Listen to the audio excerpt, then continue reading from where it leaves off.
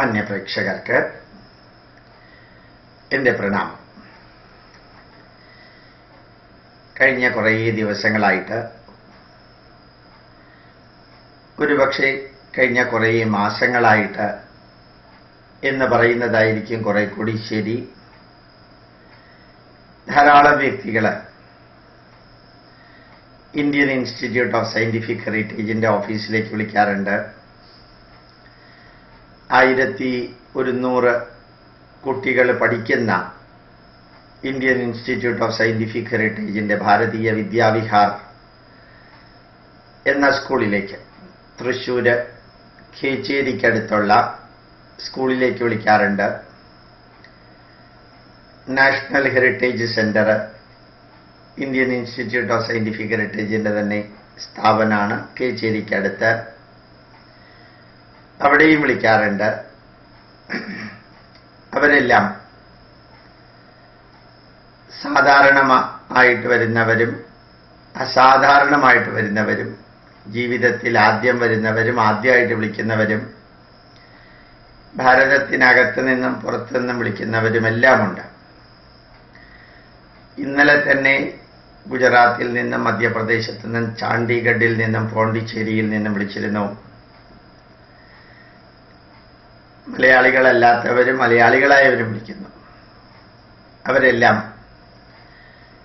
പ്രത്യക്ഷമായിട്ടും പരോക്ഷമായിട്ടും പറയാൻ ആഗ്രഹിച്ചത്, യൂട്യൂബിലൂടെ ഈ സന്ദേശങ്ങൾ മലയാളത്തിലും ഇംഗ്ലീഷിലും കേൾക്കുമ്പോൾ, അത് വിശകലനം ചെയ്യുമ്പോൾ, അവസാനം കുറേയെല്ലാം ജീവിതത്തിൽ പകർത്തുമ്പോൾ അസാധാരണമായ മാറ്റം വ്യക്തിജീവിതത്തിലും കുടുംബജീവിതത്തിലും സമൂഹ ജീവിതത്തിലും ഉണ്ടാകുന്നു എന്ന് അറിയിക്കാനാണ് അവരെ വിളിക്കാറുള്ളത്. ചിലര് ഫേസ്ബുക്കിലും ട്വിറ്ററിലും യൂട്യൂബിലും നല്ലത് എഴുതാറുണ്ട്. വേറെ ചിലര് ചീത്തയും എഴുതാറുണ്ട്. ശക്തമായ വിമർശനങ്ങളും എല്ലാം എഴുതാറുണ്ട്. എല്ലാവരോടും എന്നും പറയാറുള്ളത്, ഞാനൊരു മൈക്ക് സെറ്റ് മാത്രമാണ്. ഈ നാടിൻ്റെ പൈതൃകം കുറേയെല്ലാം വായിച്ച്, കുറച്ചെല്ലാം പഠിച്ച് അത് നിങ്ങളുടെ മുമ്പിൽ സമർപ്പിക്കുക. ഈ ഒരു ദൗത്യം ഏറ്റെടുത്തതിന് ശേഷം വലിയ സന്തോഷം തോന്നാറുണ്ട്. നമ്മൾ ആരെയെല്ലാം വിളിക്കുമ്പോഴും, നമ്മളെ ആരെല്ലാം വിളിക്കുമ്പോഴും അവർ ഓർമ്മിക്കാറുണ്ട് ഈ നാടിൻ്റെ പൈതൃകത്തിൻ്റെ നന്മ നിറഞ്ഞ വരികൾ, സന്ദേശങ്ങൾ, അനുഭവങ്ങൾ അവരുടെ ജീവിതത്തെ അടിമുടി മാറ്റിയതായിട്ട് അറിയിക്കാറുണ്ട്. കണ്ണൂരില് പഴശ്ശിനിക്കടവിൽ നിന്ന്, അതുപോലെ കണ്ണൂര് വ്യത്യസ്ത സ്ഥലത്ത് നിന്നെല്ലാം വിളിച്ചിട്ട് അവർ പറയാറുണ്ട്, ഈ ജില്ല അടിമുടി മാറിയെന്ന്. ദുബായിൽ നിന്നും മിഡിൽ ഈസ്റ്റ് രാജ്യങ്ങളിൽ നിന്നും വിളിച്ച് പറയാറുണ്ട്, ഞങ്ങളുടെ വീക്ഷണം എല്ലാം നല്ലോണം മാറിയെന്ന്. അങ്ങനെ നന്മ നിറഞ്ഞ കുറേ സന്ദേശങ്ങൾ അവരുടെ ജീവിതത്തെ മാറ്റിയെന്ന് പറയുമ്പോൾ അവരോടെല്ലാവരോടും ഓർമ്മിപ്പിക്കാറുണ്ട്, ഗോപാലകൃഷ്ണൻ എന്ന വ്യക്തിയെ ഒരു കാരണവശാലും ഫോക്കസ് ചെയ്യരുത്. ഇത് മുഴുവനും പൂർവ്വപിതാമഹന്മാരുടെയാണ്. അപ്പൊ അവര് പറയാറുണ്ട്, സാറ് പറഞ്ഞു തന്നതുകൊണ്ടാണ് ഞങ്ങൾക്ക് ഇത്രയും മാറ്റം വന്നത് എന്ന് പറയാറുണ്ട്. പറയാൻ പാടില്ലാത്ത 2 സംഭവം എന്ന് പറഞ്ഞ് ഞാൻ അവരോട് പറയാറുണ്ട്. 10,000-കണക്കിന് ലക്ഷക്കണക്കിന് ഡിവോട്ടീസ് സത്യസായിബാബയ്ക്ക് ഉണ്ടായിരുന്നു, ഇപ്പോഴും ഉണ്ട്. പക്ഷേ സായിബാബ പറഞ്ഞ കഥകൾ അല്ല അവരെ സ്വാധീനിച്ചത്, സായിബാബ കൊടുത്ത ഉപദേശങ്ങളല്ല സ്വാധീനിക്കുന്നത്, സായിബാബ കൊടുത്ത നല്ല അനുഭവങ്ങളല്ല അവരെ പലരെയും സ്വാധീനിച്ചത്.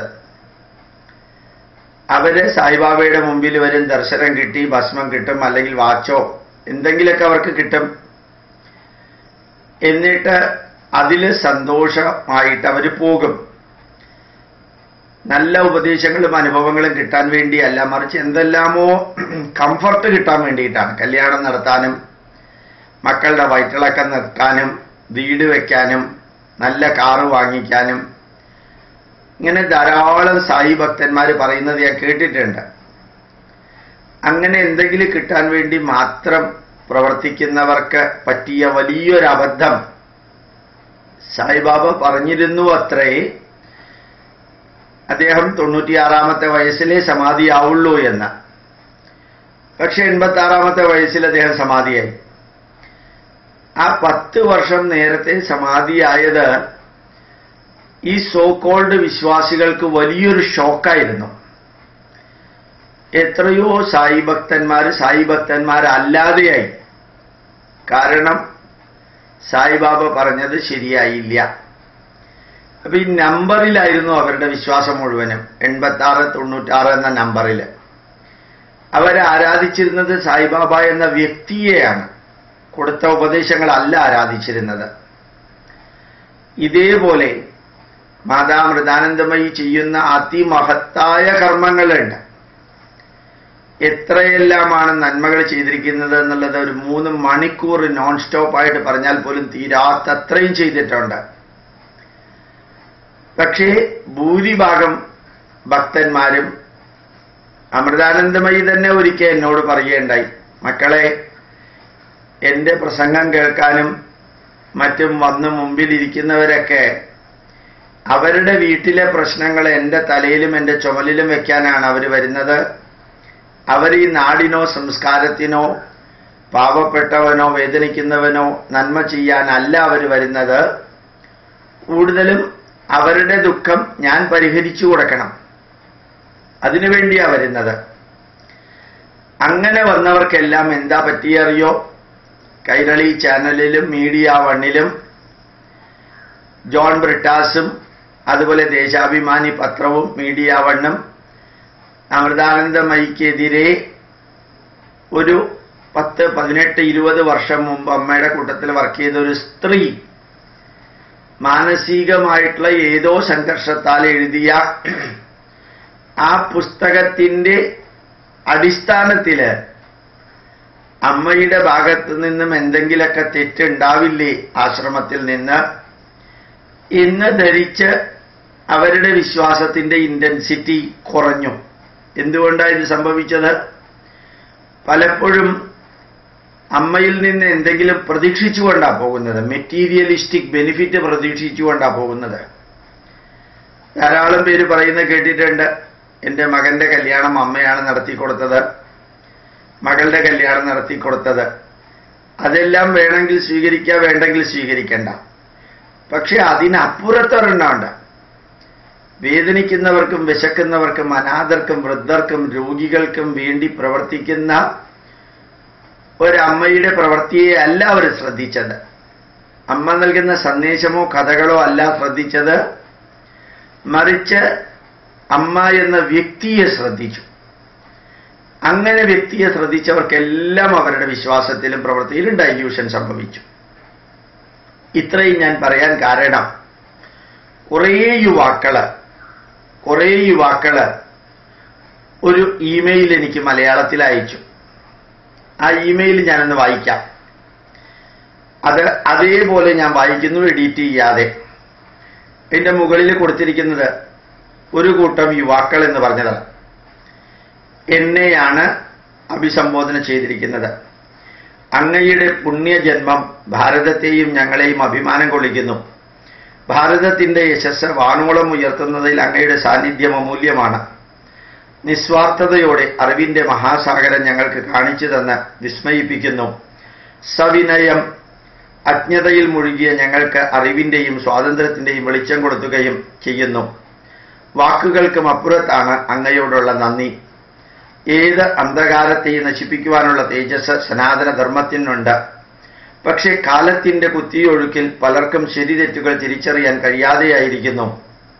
വിഡ്ഢികളായ മതഭ്രാന്തർ, രാഷ്ട്രീയ നപുംസകങ്ങൾ തുടങ്ങിയവർ ത്യാഗോജ്വലമായ സംസ്കാരത്തെ നശിപ്പിക്കുന്നു. ജ്വലിക്കുന്ന സൂര്യനായി സനാതനധർമ്മം ഭൂമിയിൽ വാഴണം. രാജ്യത്തിന്റെ കരുത്തായ കുട്ടികൾക്ക് ക്ഷേത്രം വഴിയോ വിദ്യാലയങ്ങൾ വഴിയോ ഭാരതം കാത്ത് വെച്ച ആ അറിവുകൾ പകരണം. അതിനായി ദേശീയ തലത്തിലോ സംസ്ഥാന തലത്തിലോ സിലബസ് പ്രകാരം പുസ്തകങ്ങൾ പ്രസിദ്ധീകരിക്കണം. യുക്തിക്കും ശാസ്ത്രത്തിനും നിരക്കുന്ന ക്ലാസുകൾ നൽകുന്ന അറിവുകൾ അവർ ഇരു കൈയും നീട്ടി സ്വീകരിക്കും.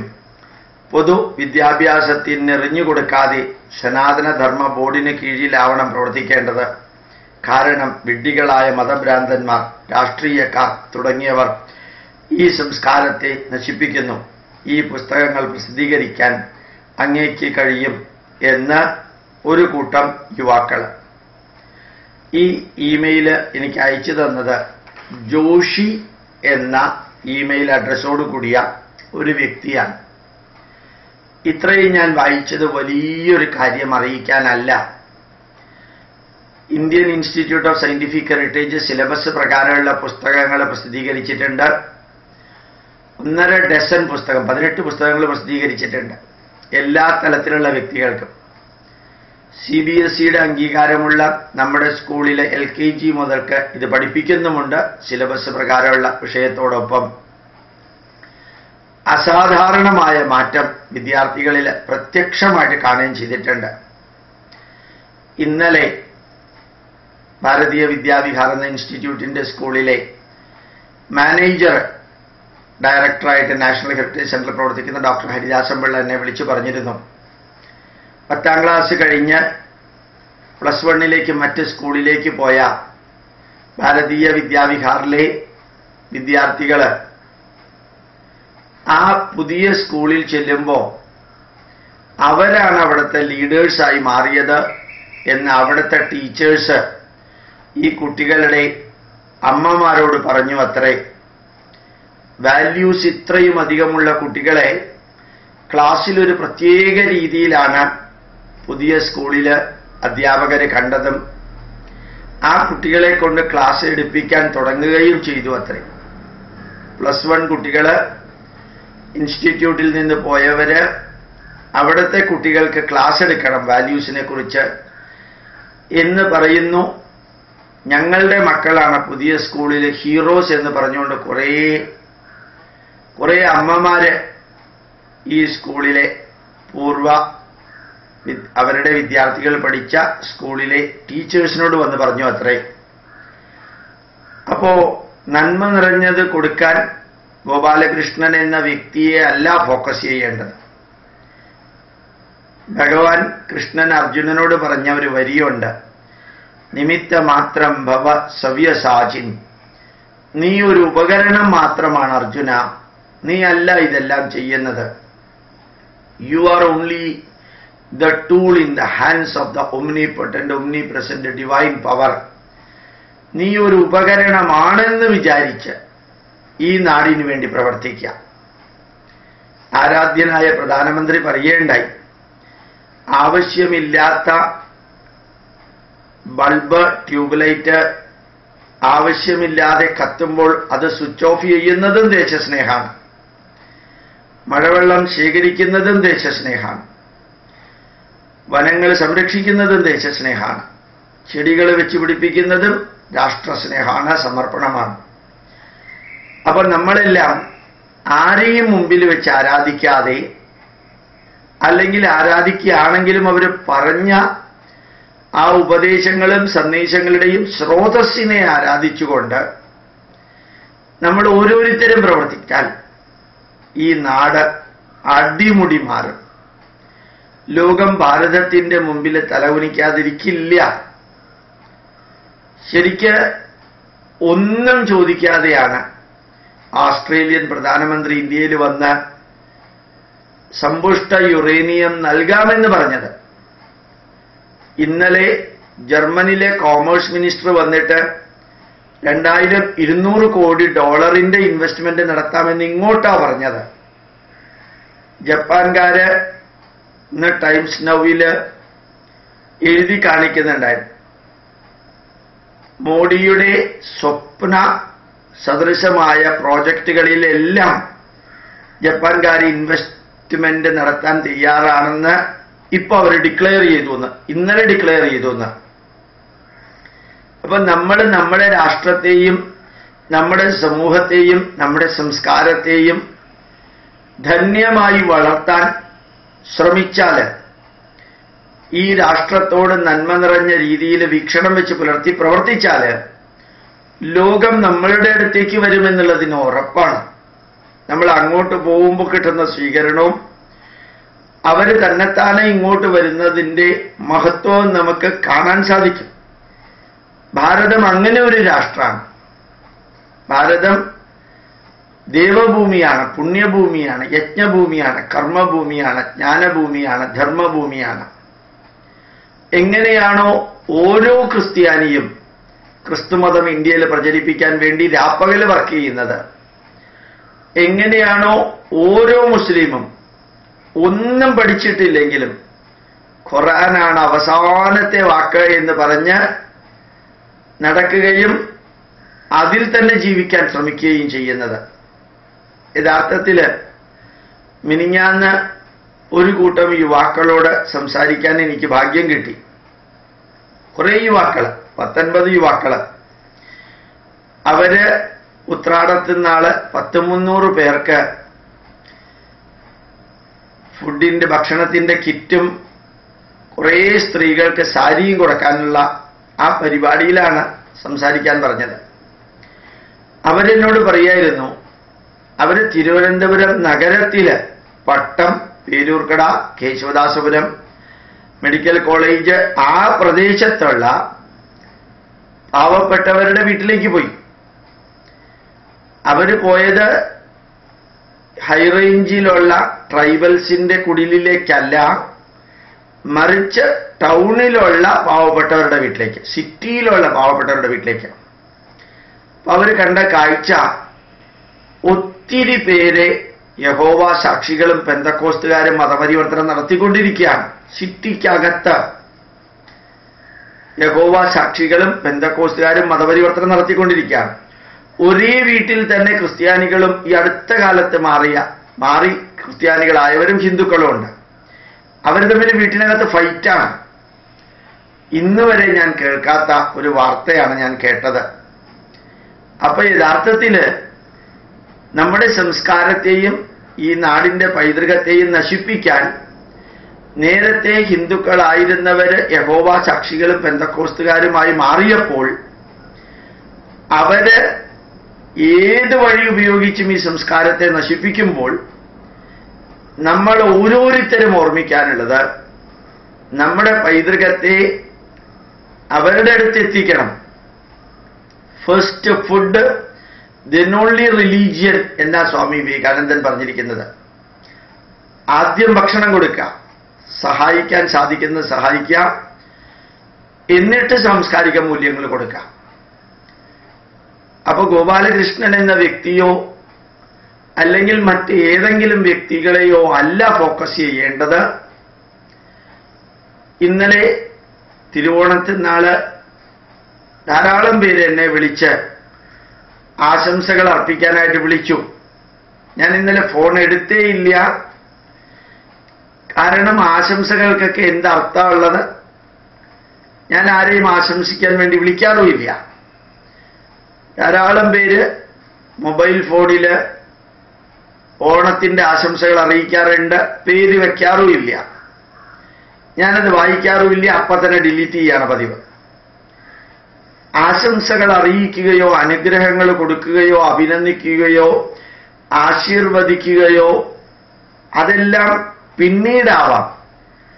ഇപ്പൊ നമ്മൾ ചെയ്യേണ്ടത് നമ്മുടെ രാഷ്ട്രത്തിന്റെ മഹത്വമേറിയ നന്മകൾ നിലനിർത്താൻ അകത്തുനിന്നും പുറത്തുനിന്നും അതിനെ നശിപ്പിക്കാൻ ശ്രമിക്കുന്ന ശക്തികൾക്ക് കൗണ്ടർ ചെയ്യാൻ താത്വിക തലത്തില് നമ്മുടെ പൈതൃകത്തെ നിലനിർത്തി നമ്മുടെ രാഷ്ട്രത്തിന്റെ സംസ്കാരം നിലനിർത്താൻ, നമ്മുടെ സമൂഹത്തിൽ വേദനിക്കുന്നവർക്കും വിശക്കുന്നവർക്കും അനാഥർക്കും വേണ്ടി പ്രവർത്തിക്കാൻ, നമ്മുടെ ധർമ്മത്തിന് അകത്തും പുറത്തും പ്രശ്നങ്ങളുണ്ട്. അകത്ത് അന്ധവിശ്വാസങ്ങളും ദുരാചാരങ്ങളും കോടിക്കണക്കിന് രൂപയുടെ ധൂർത്തം നടത്തി നമ്മുടെ ആചാരങ്ങളും മൂല്യങ്ങളും നിലനിർത്തുകയാണെന്നുള്ള പേരില് വെടിക്കെട്ടും ആനയും നിമജ്ജനം ചെയ്യാൻ ലക്ഷക്കണക്കിന് രൂപയുടെ ഗണപതിയും ഉണ്ടാക്കി കുറേ പേര് മുമ്പോട്ട് പോകുന്നു. സാംസ്കാരിക മൂല്യങ്ങൾ നിലനിർത്താൻ എന്ന പേരില് അതിനകത്ത് നമ്മുടെ നാടിന്റെ സംസ്കാരത്തെക്കുറിച്ച് ഒന്നുമില്ല. യഥാർത്ഥത്തിൽ നമ്മുടെ സംസ്കാരത്തിൽ വെടിക്കെട്ടില്ല. നമ്മുടെ സംസ്കാരത്തിൽ 100 കണക്കിന് അല്ലെങ്കിൽ 50 കണക്കിന് ഡസൻ കണക്കിന് ആനകളില്ല. നമ്മുടെ സംസ്കാരത്തിൽ ഗണപതിയെ കൊണ്ടുപോയിട്ട് മുക്കാൻ പറഞ്ഞിട്ടില്ല കടലില്. വേണമെങ്കിൽ അവഭൃത സ്നാനം, ആറാട്ടിന് എഴുന്നള്ളിച്ച് ആ തടമ്പ വെള്ളത്തിൽ മുക്കി തിരിച്ചു കൊണ്ടുവരുന്ന സംവിധാനമേ ഉള്ളൂ. ഇല്ലാത്ത സംസ്കാരങ്ങൾ എന്ന് പറഞ്ഞത് ഇല്ലാത്ത ദുരാചാരങ്ങൾ ഉണ്ടാക്കി അത് സംസ്കാരമാണെന്ന് പറഞ്ഞ് അകത്ത് പ്രശ്നം ഉണ്ടാക്കുന്നവരും, പിന്നെ മതപരിവർത്തനത്തിന്റെ കൊടുങ്കാറ്റടിച്ച് എല്ലാവിധത്തിലും ഹിന്ദുക്കളെ മതം മാറ്റാൻ ശ്രമിക്കുന്നതുമായിട്ടുള്ള യഹോവ സാക്ഷികളും പെന്തക്കോസ്തുകാരും വേറൊരു വശത്തും, മുസ്ലിം യുവാക്കൾ ലവ് ജിഹാദിലൂടെ ഹിന്ദു പെൺകുട്ടികളെ പ്രേമിച്ചും സഹായിച്ചും വിവാഹം കഴിപ്പിച്ചും തലാക്ക് ചൊല്ലിയും പോകുന്ന വേറൊരു വിഭാഗവും എല്ലാം ഇരിക്കുമ്പോൾ ഗോപാലകൃഷ്ണൻ എന്ന വ്യക്തി അല്ലെങ്കിൽ ചില സ്വാമിമാര് അല്ലെങ്കിൽ ഹിന്ദു ധർമ്മത്തിന് വേണ്ടി പ്രവർത്തിക്കുന്നവര്, നമ്മുടെ സംസ്കാരത്തിന് വേണ്ടി പ്രവർത്തിക്കുന്നവര്, നമ്മുടെ പൈതൃകത്തിന് വേണ്ടി പ്രവർത്തിക്കുന്നവര്, അവരിൽ ആ വ്യക്തികളെ അല്ല ഫോക്കസ് ചെയ്യേണ്ടത്. അവര് പറയുന്നത് നല്ലതാണെന്ന് തോന്നുകയാണെങ്കിൽ ബുദ്ധിക്കും യുക്തിക്കും ശാസ്ത്രത്തിന് നിരക്കുന്ന വിധത്തിൽ പഠിച്ചിട്ട് നമ്മുടെ മൊത്തത്തിൽ നമ്മുടെ സംസ്കാരത്തെയും രാഷ്ട്രത്തിനും വേണ്ടിയിട്ട് നിലകൊള്ളുക, പ്രവർത്തിക്കുക. ഈ നാടിന്റെ സംസ്കാരം എല്ലാവരിലും എത്തിക്കുക, എല്ലാവരിലും എത്തിക്കുക. നിങ്ങൾക്കറിയാം, കേരളത്തിലെ വിദ്യാഭ്യാസ വകുപ്പ് കൈകാര്യം ചെയ്യുന്നത് മുഴുവനും മുസ്ലിങ്ങളാണ്. മുഴുവനും മുസ്ലിങ്ങളാണ്. അവർക്ക് എങ്ങനെയാണ് ഹിന്ദു മൂല്യങ്ങളെ ജനങ്ങളിലേക്ക് എത്തിക്കാതിരിക്കേണ്ടതെന്ന് വ്യക്തമായിട്ട് അറിയാം. കേരളം ഭരിക്കുന്നതിൽ രണ്ടാമത്തെ വലിയ കക്ഷിയായ സ്ഥിതിക്ക് കോൺഗ്രസ്സുകാര് എന്നും ചത്ത കുതിരയുടെ അടിമകളായിരുന്നു. അവർക്ക് ഭരിക്കണമെങ്കിൽ ഇത് കൂടിയേ തീരും. അതുകൊണ്ട് അവരൊന്നും പറയില്ല. ഒരു പ്രധാനമന്ത്രിയുടെ സന്ദേശം പോലും കേരളത്തില് വിദ്യാഭ്യാസ വകുപ്പിന്റെ കീഴിലുള്ള വിക്ടർ ചാനല് വിദ്യാർത്ഥികളെ കാണിച്ചില്ല. കോട്ടൺ ഹിൽ ഗവൺമെന്റ് ഹൈസ്കൂൾ ഉൾപ്പെടെയുള്ള അനവധി സ്കൂളുകളില് ഈ ചാനലിനെ മാത്രം ഫോക്കസ് ചെയ്തിട്ടായിരുന്നു അവര് ആന്റിന അറേഞ്ച് ചെയ്തിരുന്നത്. എന്നിട്ട് സാങ്കേതിക തകരാറെന്ന് പറഞ്ഞ് ഇത് ടെലികാസ്റ്റ് ചെയ്തില്ല. മാത്രമല്ല, അത് ദൂരദർശനിൽ അവൈലബിൾ ആണല്ലോ, ഇതിൽ കിട്ടിയില്ലെങ്കിൽ എന്താ കുഴപ്പം എന്ന് ന്യായീകരിച്ചു. ആ പ്രധാനമന്ത്രിയുടെ പ്രഭാഷണം നടക്കുന്ന ചോദ്യോത്തര വേളയിൽ തന്നെ ഇവര് വേറെ പരിപാടികൾ കാണിച്ചുകൊണ്ടേയിരുന്നു.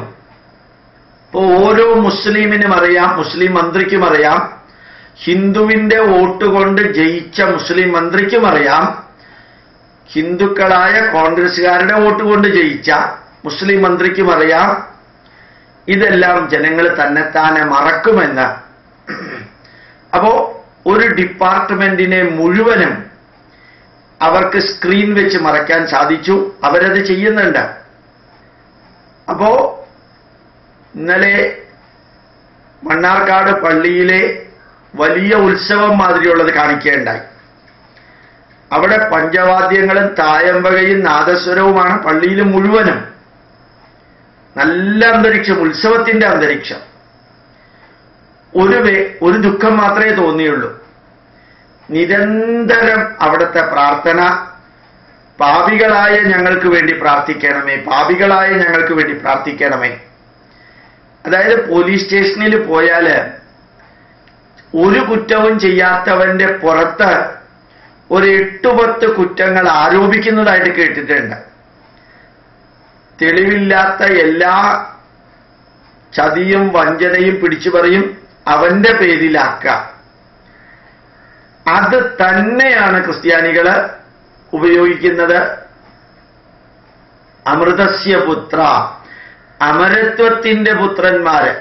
അഹം ബ്രഹ്മാസ്മി, ഞാൻ ഈശ്വര ചൈതന്യത്തിന്റെ മാനിഫെസ്റ്റേഷൻ ആണെന്ന് ഹിന്ദുക്കളെ പഠിപ്പിച്ചപ്പോൾ നീ പാപിയാണ്, പാപിയാണ്, പാപിയാണ്, നീ കള്ളനാണ്, കള്ളനാണ്, ചതിയനാണ്, വഞ്ചകനാണെന്ന് നിരന്തരം നിന്നെ കൊണ്ട് പറയിപ്പിക്കുക.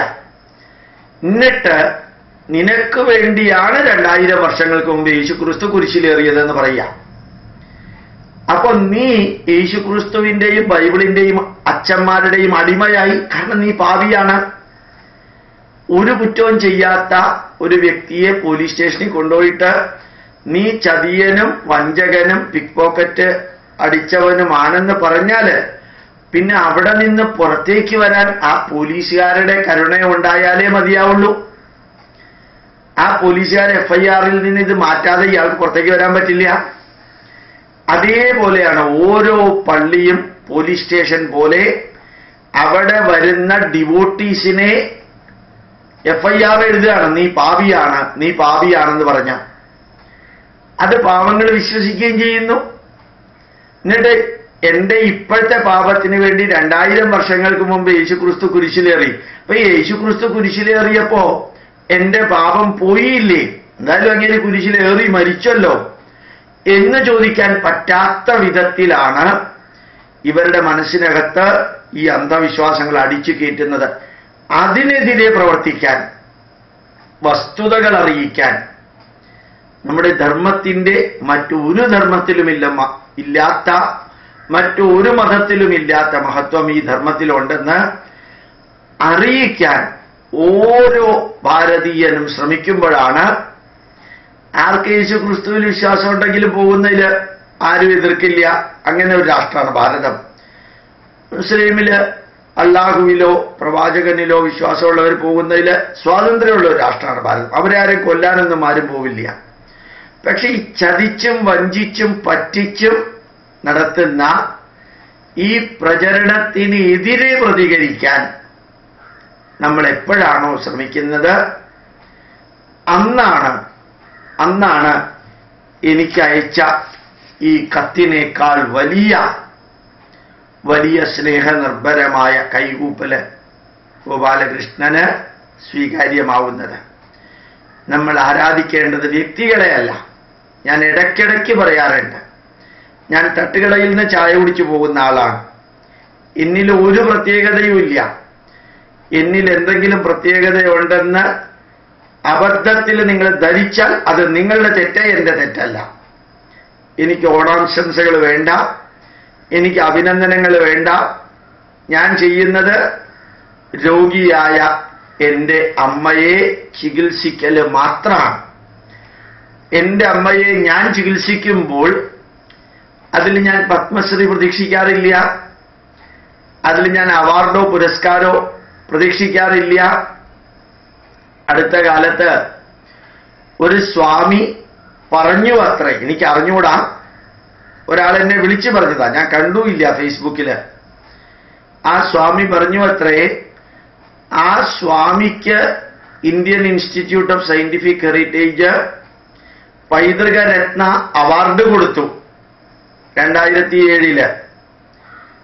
ആ സ്വാമി എനിക്ക് തിരിച്ചൊരു അവാർഡ് തരാത്തത് കൊണ്ടാണ് ഞാൻ ആ സ്വാമിയെ എതിർക്കുന്നത് എന്ന് അദ്ദേഹവും അദ്ദേഹത്തിന്റെ കൂട്ടത്തിലുള്ളവരും ഫേസ്ബുക്കിൽ പറയുകയോ യൂട്യൂബിൽ അപ്ലോഡ് ചെയ്യുകയോ ചെയ്തിട്ടുണ്ട്. അത്രേ. ഞാൻ കണ്ടില്ല, ഞാൻ കേട്ടില്ല, ശ്രമിച്ചു അങ്ങനെ പറഞ്ഞിട്ടുണ്ടോ എന്ന് അറിയാൻ വേണ്ടി. ഞാൻ അറിഞ്ഞില്ല. ഒരു അവാർഡും ഞാൻ വാങ്ങിക്കാറില്ല, പൊന്നാടയും വാങ്ങിക്കാറില്ല, ബൊക്കയും വാങ്ങിക്കാറില്ല. വലിച്ചു നീട്ടിയ സ്വാഗത പ്രസംഗം ഒഴിവാക്കണമെന്ന് പറയാറുണ്ട്. അതിന് കാരണം ഞാനൊരു നിമിത്തം മാത്രമാണ്. ഞാൻ ഒരു തരത്തിലും ജ്ഞാനിയല്ല എന്ന് പറയാൻ കാരണം എന്താ അറിയോ? മഹാസാഗരം മാതിരിയുള്ള അറിവാണ് ഭാരതത്തിലുള്ളത്. എന്നാലോചിച്ച് നോക്ക, ഋഗ്വേദം 25 ശാഖ, യജുർവേദം 108 ശാഖകള്, സാമവേദം 1001 ശാഖകള്, അഥർവവേദം 52 ശാഖകള്, 18 ബ്രാഹ്മണ ഗ്രന്ഥങ്ങള്, 11 ആരണ്യക ഗ്രന്ഥങ്ങള്, 108 ഉപനിഷത്തുക്കള്, 18 പുസ്തകങ്ങൾ വീതമുള്ള ശിക്ഷ, നിരുക്തം, വ്യാകരണം, ഛന്ദശാസ്ത്രം, കൽപ്പശാസ്ത്രം, ജ്യോതിഷം എന്ന പുസ്തകങ്ങള്, അതിലെ ഓരോ വിഷയത്തെയും വിപുലീകരിച്ച ആയിരക്കണക്കിന് പുസ്തകങ്ങള്, 18 മഹാപുരാണങ്ങള്, 18 ഉപപുരാണങ്ങള്, അതുപോലെ തന്നെ അർത്ഥശാസ്ത്രം 18 പുസ്തകം, ധനുർവേദം 18 പുസ്തകം, ഗാന്ധർവവേദം 18 പുസ്തകം, ആയുർവേദം 18 പുസ്തകം, സ്ഥാപത്യവേദം 18 പുസ്തകം, പിന്നെ ഇവയുടെ 10,000കണക്കിന് വ്യാഖ്യാനങ്ങൾ സംസ്കൃതത്തിലുള്ളത്, 6 ദർശനങ്ങള്, അവയുടെ വ്യാഖ്യാനങ്ങള് സംസ്കൃതത്തിലുള്ളത്, അവയുടെ ഉപാഖ്യാനങ്ങള് 16 ഭാരതീയ ഭാഷകളിലുള്ളത്. ഇതെല്ലാം ഇന്നും അവൈലബിൾ ആണ്, നശിച്ചിട്ടൊന്നുമില്ല. അത്രയും ഗ്രന്ഥങ്ങളിലെ എത്ര അറിവാ ഒരു മനുഷ്യന് ഉൾക്കൊള്ളാൻ പറ്റുക? 24 മണിക്കൂറും പഠിച്ചാൽ പോലും എത്ര അറിവ്. അപ്പോ പഠിക്കാനുള്ളതൊരു മഹാസാഗരം പോലെയും അറിയുന്നത് ഒരു മണൽത്തരി പോലെയും അല്ലെങ്കിൽ ഒരു ചിരട്ടയിലെ വെള്ളം പോലെയും ആകുമ്പോ അയാളെ, ആ ചിരട്ടയിലെ വെള്ളത്തിന്റെ അത്രയും അറിവുള്ള ഒരാളെ ജ്ഞാനി എന്ന് വിളിക്കുന്നത് അബദ്ധമാണ്. ചിലപ്പോൾ ഞാൻ തമാശന് പറയാറുണ്ട്, your ignorance is my bliss. നിങ്ങൾക്കതറിയാത്തതാണ് എനിക്കുള്ള അനുഗ്രഹം. അതുകൊണ്ട് ഓർമ്മിക്കുക, നല്ലോണം ഓർമ്മിക്കുക. ഗോപാലകൃഷ്ണന് എന്താ പറയുക, അവരുപയോഗിച്ചിരിക്കുന്ന വാക്കുകള് പുണ്യജന്മം ഭാരതത്തെയും ഞങ്ങളെയും അഭിമാനം കൊള്ളിക്കുന്നു. ഭാരതത്തിന്റെ യശസ് വാനോളം ഉയർത്തുന്നതിൽ അങ്ങയുടെ സാന്നിധ്യം അമൂല്യമാണ്. ഈ വരികളെല്ലാം സന്തോഷത്തോടുകൂടി ഞാൻ വായിച്ചു. അകത്തേക്ക് എടുക്കുകയുമില്ല. കാരണം എൻ്റെ മാതൃഭൂമിയെയും എൻ്റെ സംസ്കാരത്തെയും സംരക്ഷിക്കാൻ എന്നും ജഗദീശ്വരനും എൻ്റെ അച്ഛനും അമ്മയും പറഞ്ഞത് ഞാൻ ചെയ്യുമ്പോൾ അഭിനന്ദനത്തിൻ്റെ പൂച്ചെണ്ടുകളോ വാക്കുകളോ വരികളോ ഒന്നും ഞാൻ സ്വീകരിക്കാറുമില്ല. അഥവാ അത് തന്നാൽ തന്നെ നിങ്ങൾ പറഞ്ഞ വാക്കുകള് പൂജാപുഷ്പങ്ങളായി ഭാരതമാതാവിൻ്റെ പാദങ്ങളിൽ അർപ്പിക്കുന്നു എന്നേ പറയാറുള്ളൂ. അപ്പൊ ഓർമ്മിക്കുക, ഒരു വ്യക്തിയും നമ്മളുടെ മുമ്പില് പരിധിക്കപ്പുറം ആരാധ്യരല്ല. നമ്മളുടെ മുമ്പിൽ ആരാധ്യമായത് 2 മാത്രം. ഒന്ന് ഭാരതം എന്ന രാഷ്ട്രം, 2 ഭാരതീയ ഋഷിവര്യന്മാർ നമുക്ക് തന്ന ധാർമ്മിക മൂല്യങ്ങൾ. ഇതിൽ ഫോക്കസ് ചെയ്യാൻ നമുക്ക് സാധിച്ച് ഓരോ വ്യക്തിയും അവന് സാധിക്കുന്ന വിധത്തില് ഈ രാഷ്ട്രത്തെക്കുറിച്ച് അഭിമാനം ഉണ്ടാക്കാനും അതുപോലെ തന്നെ നമ്മുടെ ധാർമ്മിക മൂല്യങ്ങൾ പഠിപ്പിക്കാനും ഈ അവിട്ട ദിവസം, 3-ാം ഓണ ദിവസം, ഇന്നലെ തിരുവോണം, ഇന്ന് അവിട്ടം, 3-ാം ഓണ ദിവസം നമുക്ക് ഓരോരുത്തർക്കും പ്രതിജ്ഞ എടുക്കാം എന്ന് പറഞ്ഞുകൊണ്ട് പ്രണാമം അർപ്പിക്കുന്നു. നമസ്കാരം.